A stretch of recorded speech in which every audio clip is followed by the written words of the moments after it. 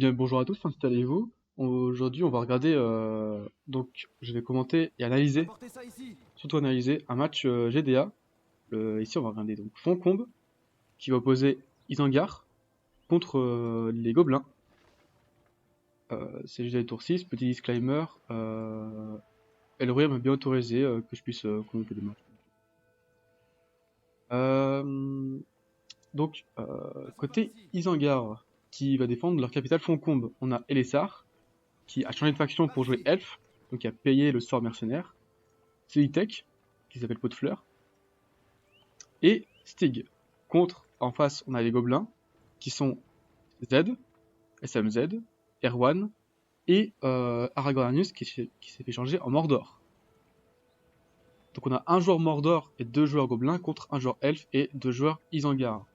Côté start, qu'est-ce qu'on propose côté Solitech? On a proposé très rapidement chez Solitech une Syrie.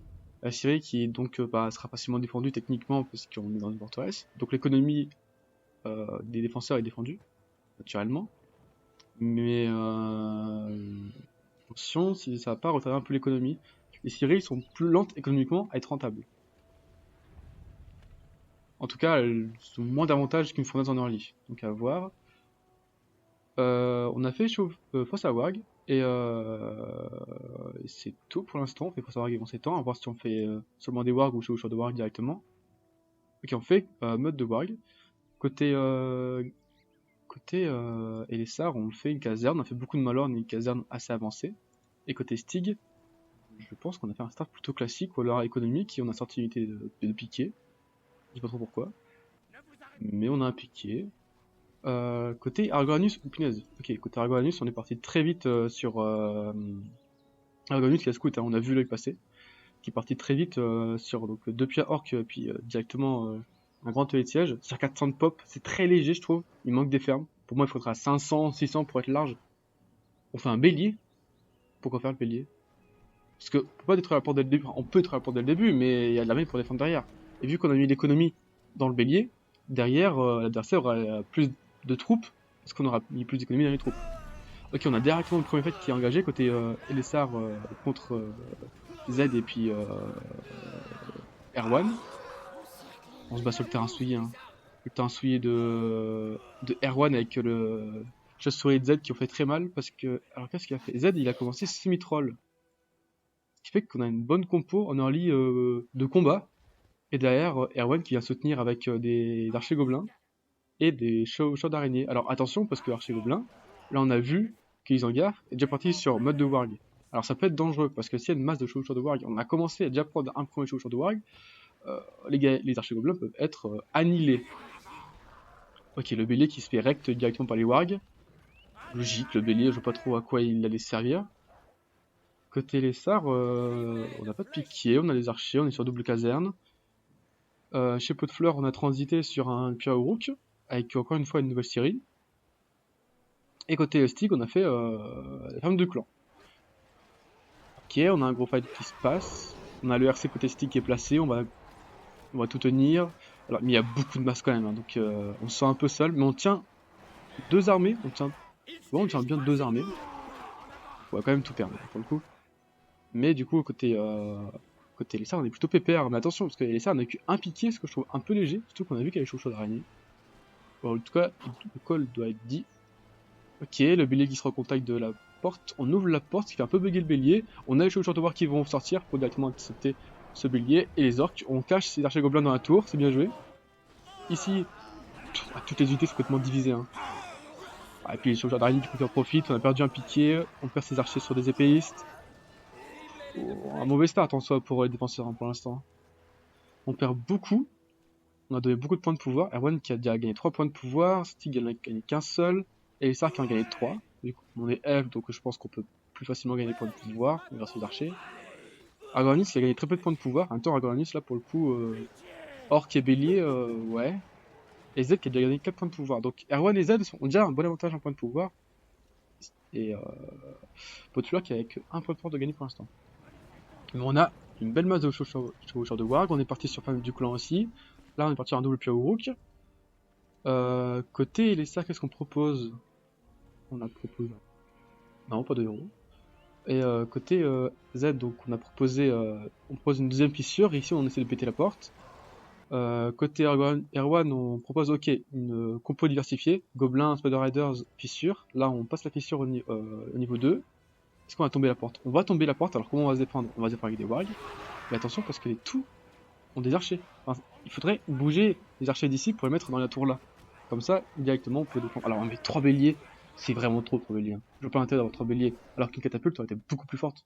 On fait qu'un bélier, on essaie de bien micro son bélier, ou un deuxième à la limite, et on part sur une catapulte rapidement, parce que là voilà. Stick qui a pas d'adversaire, parce que littéralement l'armée de Argonius c'est des orques et des béliers, ce qui n'est pas suffisant hein, contre un Isengard. Et donc là, l'armée de Stick qui met pas mal de pression et qui du coup qui fait relâcher la pression côté Elessar. Et donc Elessar qui se fait plutôt plaisir, il grappille du point de pouvoir par-ci par-là, en sachant qu'il a déjà un petit avance en point de pouvoir Elessar. Et là voilà, ok on a pété la porte, et pourquoi faire? Encore une fois on a eu d'économie dans des béliers, mais c'est une économie qui ne va pas aider pour des combats. Et du coup, bah, à côté Tech, on a fait des wargs et on a détruit l'armée en face, quoi. Il est composé que d'orques pour l'instant, il n'y a pas de Palaradrim. On sort un Palaradrim maintenant, ok, on a notre premier pilier qui est sorti. On sort catapulte, on part sur un troisième pilier orc. Bah, les béliers qui sont interceptés, hein, les béliers qui donnent du point de pouvoir plus qu'autre chose finalement. Je suis pas sûr que la porte donne du point de pouvoir. Ici, gros fight, côté entre Erwan et Z qui prennent en sandwich l'armée d'Elessar. Et je trouve quand même qu'Elessar il fait quand même un peu de dégâts. Hein. On perd des chevaucheurs d'araignée, on a tué les archers-gobelins. Donc, Elessar qui perd du fight, mais une bonne écho et pas mal de points de pouvoir. On a déjà 8 points de pouvoir, et je pense qu'il est devant en termes de points de pouvoir. 8, 5, ok, Z aussi 8 points de pouvoir de gagner. Erwan a 9, donc pour l'instant, ok. Elessar a plus de points de pouvoir, mais petit avantage pour Erwan et Z. Début qui sont 2, bah finalement c'est un bel avantage. Ok, on casse la tour contenant les archers. Ok, on a cassé aussi la tour contenant les archers orques, on a cassé la tour contenant les archers gobelins, on a déjà Saruman sorti très très rapidement côté Solitech. Ça peut être très fort, ça peut être très très très fort. On a Creep l'antre, ouais, ok, c'est pas, pourquoi pas. On a sorti Lurt qui est très fort pour counter les chevaucheurs d'araignée. Hein. On a Catapulte, mais c'est un peu tard, je trouve. Mais au moins, là, Argoranus est en full prod. Mais il faudrait des héros comme Gothmog et Boulson qui peuvent être super forts contre des elfes et contre des rooks. Parce qu'ils ont du gros splash damage. Attention à Saruman qui va faire très mal. Saruman qui n'est pas un agressif. Saruman qui, si était un agressif, il a tué les semi-trolls et donc il serait passé directement au niveau 2. Et il aurait pu mettre une boule de feu sur les chevaucheurs d'araignée. C'est dommage. Et lorsqu'il est déjà niveau 2, on garde la pression. Alors, on garde la pression côté attaquant sur les défenseurs. Mais les attaquants n'ont pas de héros. Donc, en sachant que les héros, c'est quelque chose qui va snowball la game. Sur le long terme, les héros sont super intéressants contrairement à une armée. Et donc, vu qu'on a déjà Alia sorti pour Elessar, Saruman pour Potfleur qui sera super fort en fin de partie, et Lurtz aussi, enfin Alia aussi, en soi avec la flèche d'or, c'est super intéressant. Et Lurtz avec le pillage, le charisme et tout, en fin de partie. Attention, c'est la game dure. Alors, on a sorti Glorfindel, voilà. Plus la game durera, et plus les défenseurs seront bien en fait. Donc pour l'instant, on peut se dire que les défenseurs perdent leur fight. Mais ils trade entre guillemets leur fight pour de l'XP. De l'XP pour les héros, qui sera super important. Et ils perdent pas d'économie en soi. Ouais, et Potfleur qui a fait une belle écho avec Stig en termes de Siri. C'est dommage. C'est très dommage de ne pas avoir fait l'excavation pour payer moins cher tous les bâtiments les Dogars en fait, simplement. De côté. Ah, qu'est-ce qu'on a fait comme technologie on a fait une technologie pour payer les armures moins chères. On a une transit armure déjà pour cher Potfleur. Il se passe beaucoup de choses. Hein. Les catapultes qui font beaucoup de dégâts, mais ils font aussi un peu de TK. Catapulte snipe les orques. Faut mettre en agressif. En agressif, ils ont plus de portée. Super important. Pas plus de dégâts, mais plus de portée, si je me trompe pas. Ah, je peux pas regarder. Ah, si, on peut voir comme ça. Ok. Arme de siège, plus 50% de portée, moins 20% d'armure. Donc, tant qu'elles sont attaquées, il faut de la portée. Il faut de la portée, il faut de la portée, il faut de la portée. Là, on full prod ça. En fait, là, on consacre tout sur de la production d'unités. Production d'unités qui va être perdue forcément en moment pas de la partie. Logique. Alors que des héros, ça ne se perd pas. On a déjà un Saruman qui sera bientôt niveau 3. On a un Lurtz qui est niveau 4 déjà, qui pourrait directement sniper Gorkill.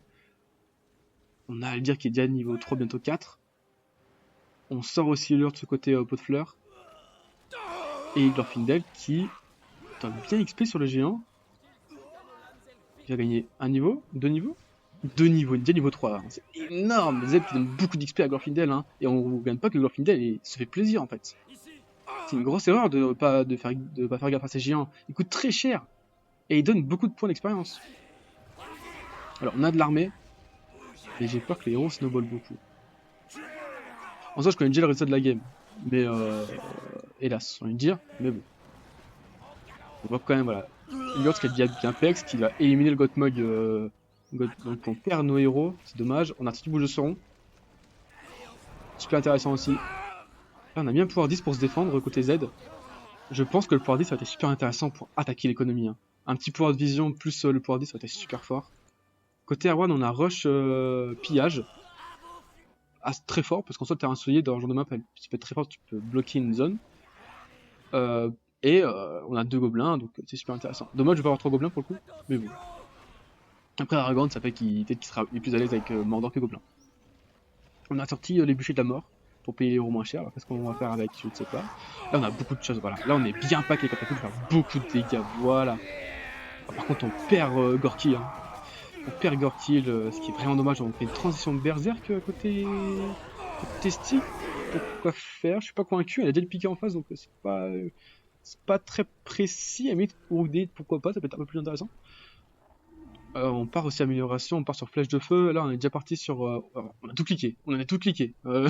Côté pot de fleurs, on a transité sur Arch de Forerunner super fort pour dépop très rapidement les Symmetrol Marauder. C'est des fights quand même compliqués pour l'alliance d'Isengard. Enfin, pour les joueurs d'Isengard. Mais on fait beaucoup de dégâts. En fait, on fait des dégâts très précis, notamment par exemple sur les héros. Est-ce qu'on va tuer les héros? Est-ce qu'on va tuer. Attention, parce qu'il y a quand même beaucoup de dégâts. Hein. Ok, voilà, on vient de tuer les héros. Donc, on est déjà niveau 5 avec le charisme, ce qui sera super fort pour Isengard. On a déjà des améliorations. Niveau 3 côté Lurtz pour pot de fleurs. Côté économique, Stick à 775. On pourrait être à 1000, hein. Faut pas hésiter à faire des fournaises de merde pour être à 1000. Comme ça, on fait full armée. Aragorn qui a 1000, très bien. Z qui a 1000, très bien. Pot de fleurs qui a 725, pareil que pour Stig. On doit être à 1000 de pop. 925 pour Erwan. Ah, il manque rien pour être à 1000 de pop aussi. Hein. Alors, une petite ferme là, on serait bien. Et 800 pour Stig. Ah non, et puis les Stig, j'avais dit. Les Sars, 900. Il manque encore aussi un petit peu. On a 1000 terrains sous, donc on a un counter par la forêt elfique. On a Ping. Qui a Ping? Z. Qui Z à Ping. Souvent pour dire hey, vous avez pas un terrain sous, vous aussi, s'il vous plaît, pour mettre ici. Et on ne l'a pas mis. Le call qui n'a pas été suivi. Votre fleur qui a un point à niveau 15. Alors, on a beaucoup de catapultes. Hein. Alors, c'est bien les catapultes, mais attention à pas trop en faire, parce qu'il faut les cover. Et un bon pouvoir, ça fait très très mal. Ok, on a pris attiser les feux, qui sera super fort. Un pouvoir qui, comme le pillage, se combine avec tous les joueurs des hangars. Donc, tous les joueurs des hangars alliés à pot de fleurs auront ce bonus. Et donc, Stig va profiter aussi du bonus. Et donc là, économiquement, ils vont s'envoler. Voilà. Pot de fleur qui a déjà. Pot de fleur qui est déjà super dans sa game. Il a une armée full améliorée, plus des Europex. Et le camp, ce qui permet d'économiser de l'argent parce que ça passe les unités au niveau 2. Et niveau 3, si l'unité a déjà reçu étendard. C'est super intéressant. Voilà. Et là en plus, on vient de passer l'Illiot niveau 5. Donc on a le charisme, donc on a une super armée. Fin de partie. On est en fin de partie côté pot de fleurs et grâce à la full echo et grâce au nombre de Ciri en early fait très rapidement. Donc les Ciri semblent être un bon call finalement. Et les gens qui font mal. Mais on n'a pas de quoi les défendre, on n'a pas de quoi les support, et les géants qui craignent comme les flèches, donc attention. Attention à pas trop donner d'XP, sachant qu'il y a aussi Legolas hein, qui peut gagner beaucoup d'XP sur les géants, encore une fois. On gagne ses fights, mais on donne beaucoup d'XP à l'adversaire. Et quand des héros sont XP, il peut, voilà, il est presque niveau 2 sur un géant. Alors dommage, il faut arrêter la double flèche pour, genre, sur ces gars, sur chez Gobelin qui est full clamp. On a mis l'invocation d'un toile d'un pour essayer de choper le Legolas de LSR. Est-ce qu'on peut mettre le heal ou pas? Est-ce qu'on peut mettre le heal? On n'a pas assez pour mettre le heal, mais il s'en sort in extremis. On a les Drake qui sont sortis. Drake contre elle, je suis pas fan. Les archers de la Forêt font beaucoup de dégâts. Et ici, on a sorti. Qu'est-ce qu'on a sorti? On a sorti un Wyrm. Un Wyrm défensif côté Aragornus que j'aime pas du tout. Les Wyrms défensifs sont. C'est très désespéré en général. Ça aurait été bien de mettre un Wyrm assez agressif et ça n'arrive. Par exemple, alors, dur de trouver l'information, mais tomber par exemple cette armurerie était vraiment bien, ou choper des zones comme ici, où on pouvait prendre directement une fournaise niveau 3, plus une série niveau 3 qui rapporte plus 20 par coup de bûcheron, enfin par bûcheron qui rapporte un bout de bois, quoi. Ce qui est énorme. T'as plus très peu de héros, on n'est pas dit sur Mumakil. Mumakil, ça peut snowball une game, enfin ça peut reverser une game plutôt, on va dire, avec une belle charge, mais attention, la charge fait aussi beaucoup de TK. On peut tuer ses unités avec Mumakil, donc attention, voilà. L'elfe qui se défendent tranquillement, les elfes qui mettent la pression, mais... Bon, on n'a rien pour gérer les arches la forêt noire en fait.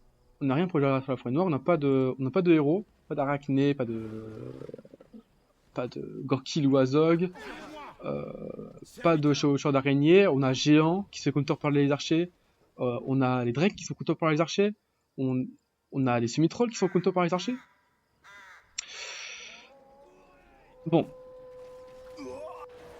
Clairement, il y a un problème de composition. Là, on a sorti Saruman côté Stig. Hein. Saruman qui fait plaisir, l'autre qui a plus beaucoup de points de vie, mais qui est à l'arrière, qui est déjà niveau 7 quand il sera niveau 8. Il sera super rentable, il y aura encore un boost économique pour Stig. On a sorti... On a sorti la pluie. Qui a sorti la pluie? Oui, Erwan qui a l'ombre. On a mis l'ombre avant, et la pluie qui a été calée du côté de Stig. Mumakil qui a fait sa charge, je sais pas où il a fait sa charge. Et le Mumakil qui est complètement suicidé. Hein. Qu'est-ce qu'on va faire avec son Mumakil? On va perdre du Mumakil. Ah, Saruman. Saruman qui a détourné la boule de feu sur le Mumakil. Oh, qui a tué le Mumakil? C'est Saruman? Non, c'est pas Saruman quand même. En tout cas, le Mumakil est tombé. On peut... Ok, on a Arachné qui est sorti, on a invoqué les petites araignées pour mettre la pagaille dans les rangs de elfiques d'Elessar, mais ouais, on a mis la flèche d'or qui aide un petit peu parce que ça stun les araignées et Arachné a pris super cher hein, du coup. On a sorti Gorkil, on sort le gros Drake. Le gros Drake est super fragile aussi contre les archers. Hein. Si c'est un bon clamp, les Drakes peuvent faire très mal, mais si c'est mal agencé, les Drakes vont faire aucun dégât. Mumakil qui a aussi pris des dégâts. On pourrait payer directement porte-étendard sur Mumakil pour qu'il se heal. Au niveau 2, il se heal, donc on peut payer porte-étendard et le mettre sur Mumakil. Comme ça, on fait une petite charge, on fait mal, on met de la pression, on le replie, on le heal et on refait une charge quand il est full life. On a ressorti côté Argolanus. Argolanus commence à sortir des héros, il commence à faire les choses light game. Super intéressant. Il faudrait Cavalier Noir. S'il y a des micros avec Cavalier Noir, ça peut être super fort. Après, le problème, c'est qu'on a déjà Saruman bien XP, j'imagine. Saruman niveau 6 peut au moins tuer Cavalier Noir. Si il vise bien avec son pouvoir coup de tonnerre. On a 5000 côté qui? On a 5000 côté Stig. Hein. Stig qui est pété de thunes. Hein. Et les Sark qui a 1000. Argolanus qui a 4000. 2000 pour Z. Potler qui a 4100. On est riche ici, hein, côté Isengard. Et voilà, les archers qui vont faire super mal. Et Z qui a pas la bonne compo pour. Alors on a des archers gobelins, mais pourquoi faire? À quoi servent les archers gobelins? C'est la question qu'on se pose. Là, Arachné qui va se suicider. Ok, elle passe juste un petit coup après elle se barre. Attention, ouais, voilà. En soi, clairement, Arachné elle est partie se suicider. Il a la chance Z qu'il ait pas fait gaffe, elle est ça, mais s'il faisait un peu plus attention, il aurait pu perdre Arachné. Bah, on a perdu le bout de Sauron, on fait une charge sur Saruman de Stick qui est mort. Ça, c'est une belle charge. Là, on fait beaucoup de dégâts avec le Mumakil. Heureusement, j'ai envie de dire, parce qu'on a déjà sorti 2 Mumakil qui, je trouve, n'ont pas beaucoup fait de dégâts. Bah, on a vu, c'est pas passé niveau 2, donc c'est pas fait tant de dégâts que ça.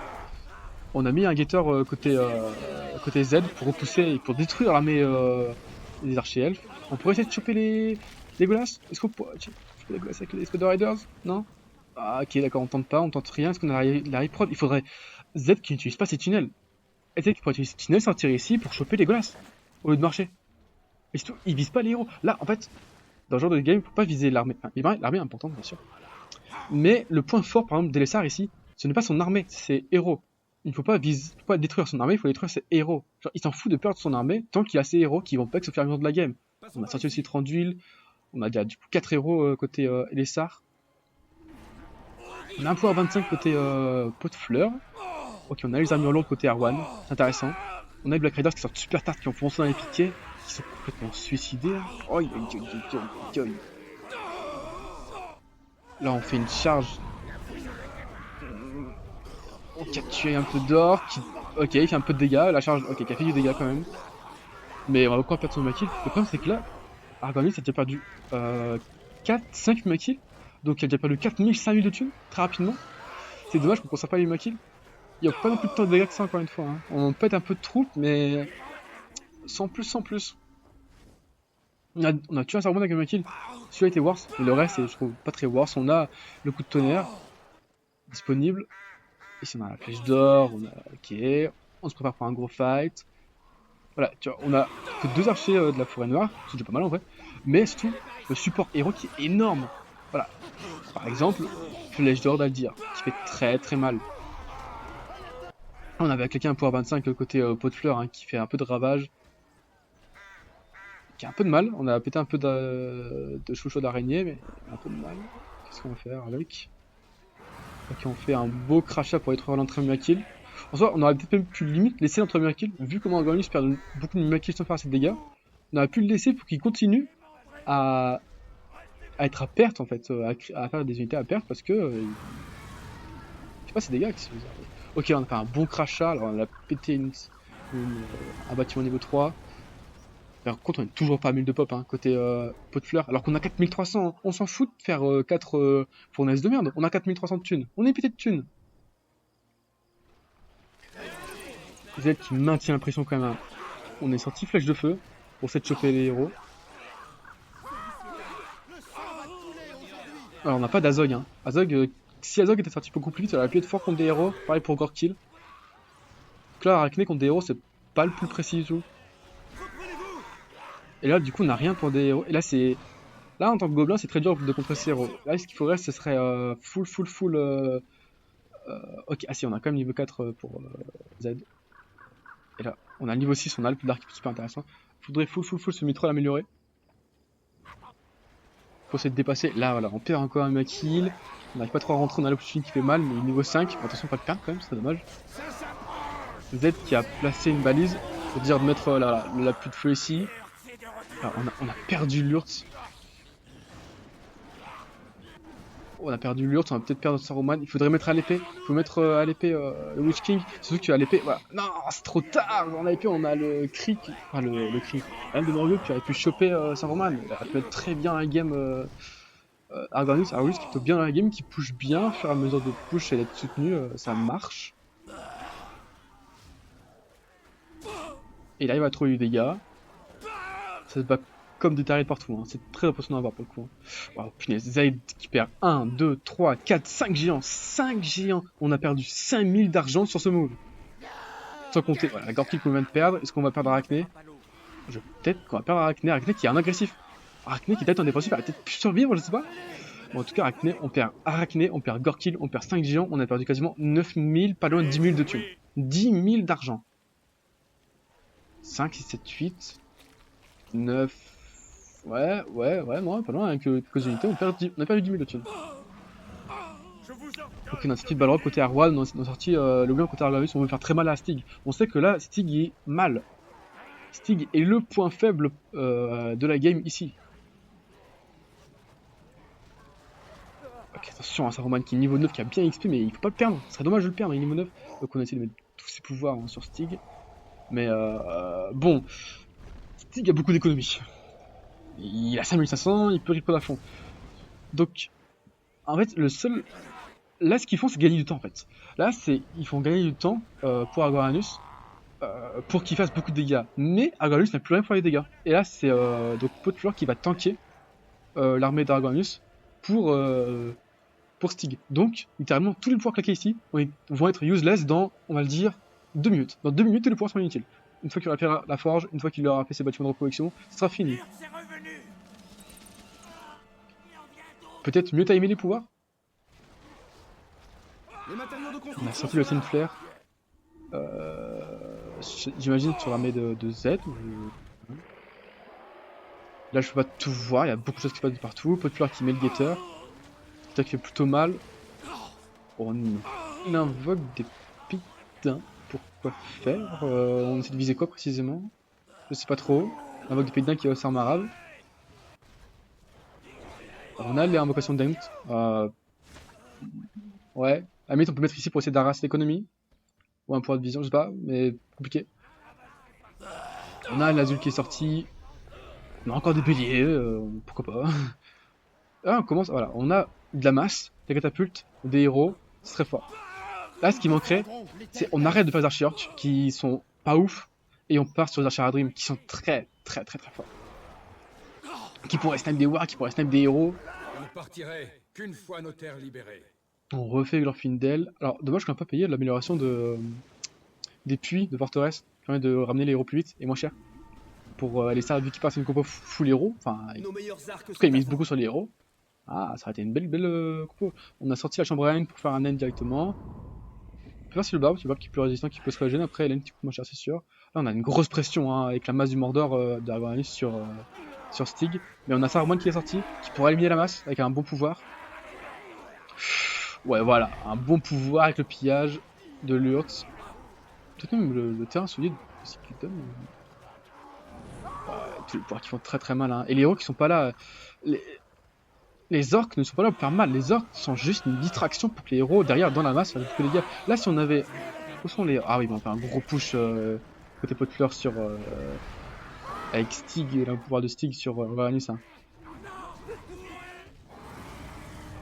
Ah, mais là, si on avait les héros en haut, on aurait pu faire beaucoup de dégâts. On aurait pu retuer Saruman. Et là, on va prendre très cher. On va prendre très cher. Est-ce qu'on a un pouvoir pour aider? Est-ce qu'on a un pouvoir pour aider pour pas que la forteresse tombe? Parce que là, c'est le grand danger. Pour l'instant, là, Z qui est de l'autre côté pour mettre de la pression. Arachne qui est que niveau 3. Hein. Arachne qui arrive pas à Apex. Et on donne beaucoup d'XP aux héros. Les héros qui sont déjà beaucoup. Et là, c'est très dur. Les héros sont déjà Apex. Alors, on se dit comment on counter ça? On counter pas ça. On empêche que l'ennemi ait ça. Parce que là, c'est un peu trop tard en fait. Ça va être super dur. Alors, comment on pourra le counter grâce à un super pouvoir pour surprendre, je sais pas quoi. Mais bon. Ça va être compliqué. Et là, on a trouvé la forteresse qu'on n'a pas de pouvoir pour aider. On n'avait rien pour aider. Pas l'invocation de Réunis par exemple, on n'a pas pour Erwan. Erwan qui n'a pas de pouvoir 5 qui est de RC ou de Crébin. C'est dommage, parce que c'est super fort quand même. Et ça vient très vite, donc ça va quasiment tout le temps. Ah, c'est Erwan qui est niveau 9 à un côté Stig, côté Potfleur qui fait très malin. Ah, on avait Roi Sorcier qui a pas pu. Il a peut-être pu tuer les Ents le Roi Sorcier en vrai. Hein. Je pense qu'il y a peut-être moyen de descendre la forteresse. Hein.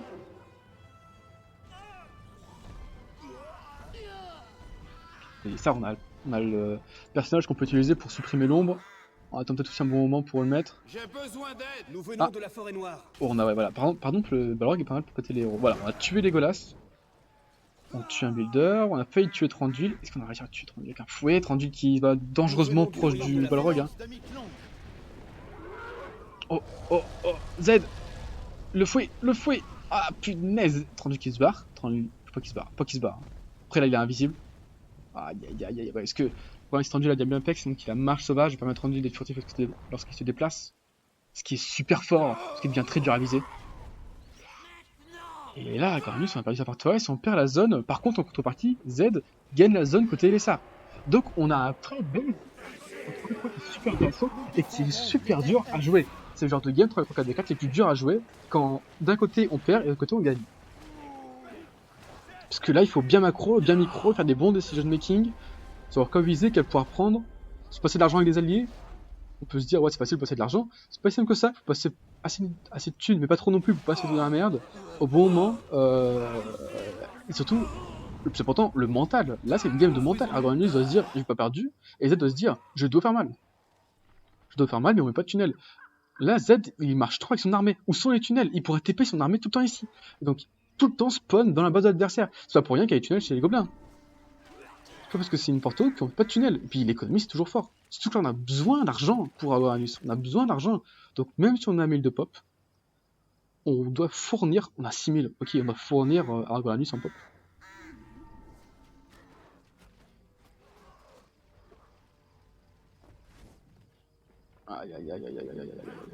Argolanus qui est un builder, du coup, qui fait une forteresse, mais du coup, ça veut dire que pendant qu'il a la forteresse, il est AFK de la game. Ce qui est vraiment dommage. Parce que du coup, ça fait qu'il y a un 2v3 temporaire. Et on a du mal à attaquer. Hein. Alors, on trouve un peu de dégâts par-ci par-là. Si on arrive à TP ces unités, ce serait beaucoup plus fort en fait. C'est ça qui est dommage. On fout des tunnels partout, on pourrait agresser l'économie. Par exemple, si on fout un tunnel ici, on voit qu'il y a tout ça là, ok, on attaque par ici. On cherche pas la forteresse, on cherche les bases. Parce que la forteresse, elle est imprenable. On abandonne le projet forteresse. Et donc les géants... Ouais, on a beaucoup de héros en face, hein. On a des héros, des pouvoirs, des élus pour aider. John tombe une forteresse à ce point-là. Hein. Wow, on a les lanceurs de hache qui sont tous niveau 5, hein. C'est très très fort. Hein. Plus 40% de points de vie et de dégâts. Hein. Les lanceurs de hache niveau 5 par rapport à niveau 1. Donc on a pris le barrage côté... Oh, on est bien en petit point de pouvoir. Hein. Barrage côté qui? Côté Argonius? Oui, côté Argonius. On a sorti le point 25 de pot de fleurs. Très bof, hein. Très très bof. On a peut-être pu le caler ici. Enfin très mal, surtout que le point 25 en V9 a été fortement up par rapport à 8.5. Et donc si on le mettait là, on rasait tout ce qu'il y a là. Comme si t'avais mis un gros tremblement de terre encore plus fort. Et là voilà. Là Z qui va se trouver seul parce que... Bah... On n'a pas fait ses dégâts rapidement je trouve. On n'a pas cherché grand chose. Et notamment parce qu'on manquait de vitesse. Et du coup, bah, on vient un temps pour défendre tranquillement Elsa avec une grosse armée de Stig très facilement. Et là, il y a Argonius qui passe la zone. Voilà, la différence. Z n'a pas contrôle la zone et la perd et il n'a pas fait de déco dessus. Eux, directement, quand ils ont gagné la zone, ils étendent sur la zone. Ils s'étendent. Il faut être sûr qu'il y a un bon call qui te foutre une caserne ici. Voilà. Du coup, la zone est déjà sous leur contrôle et ça leur donne de la vision. Et donc là, en termes de contre map, on peut dire que c'est du 4v3. Ils ont 4 zones de joueurs, 4v2 pardon, 4 zones de joueurs contre 2 zones de joueurs en termes d'économie. Ok. Le dragon qui va faire mal, qui va détruire le bâtiment économique, enfin le bâtiment de production d'Aragorn. Ce qui peut être très bien, moralement, et puis... Oh, la bonne invoque de Pays d'Ain. Ça, c'est une belle invoque de Pays d'Ain. Ça, on a surnommé Full Pack. Qui a reçu l'amélioration et qui. On va payer l'amélioration niveau 2. Du coup, on perd un peu d'argent dessus. Et le requin qui font très mal. Hein. 2-1, soit 200, plus 25% de dégâts. On pourrait réparer la porte. Hein. On a l'économie, je pense. Voilà, une belle armée côté Stig, hein, soutenue par les héros d'Elessar. Attention, on a failli perdre leur Findel. Je pense qu'on a perdu Arachné hein, côté Z. On a Rogorkid qui est ressorti. On n'a pas réussi à faire pack ses héros, notamment parce qu'ils sont venus très tard. Et du coup, les héros adverses ont fait beaucoup de dégâts sur les héros gobelins. Et les géants. Honnêtement, les géants qui, je trouve. Ah, j'ai pas trop eu de dégâts. Je les trouve pas très très forts dans. Ce 3v3 pour le coup. Hein. Je les ai pas trop impactants. Est-ce que c'est une mauvaise tech? Est-ce que c'est une motivation? Je sais pas. Moi, j'ai peut-être plus de mauvaise tech. On a beaucoup de héros en face. On a très peu d'armées. Des géants pour snipe un Mirkoud ou deux. Ah, c'est pas ouf. C'est pas assez quoi. Faudrait plus de Mirkoud pour que ça passe mal. Et c'est pas fait pour snipe des héros. On a mis plus de flèches, Gator, on met tout le pouvoir. Plus de flèches côté Gobelin et Gator côté Isengard. Plus de flèches qui a tué une unité, Gator qui a tué beaucoup d'unités. Bon.